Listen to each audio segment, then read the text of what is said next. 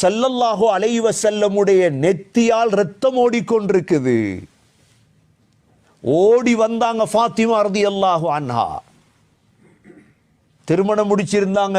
அல் ரலியல்லாஹு அன்ஹு ஓடி வந்தார். கேடயத்தில் தண்ணி கொண்டு வந்தார் அல் ரலியல்லாஹு அன்ஹு.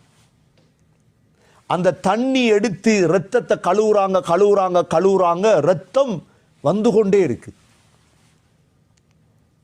ஃபாத்திமா ரலியல்லாஹு அன்ஹா வைத்தியம் படிச்சிருந்தாங்க சொல்றாங்க உலமாக்கள்.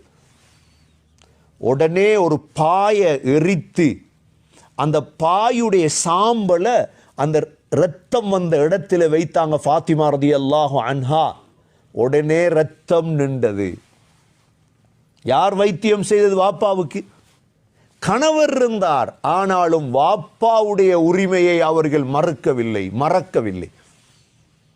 திருமணம் செய்ததுக்கு பிறகு கணவன்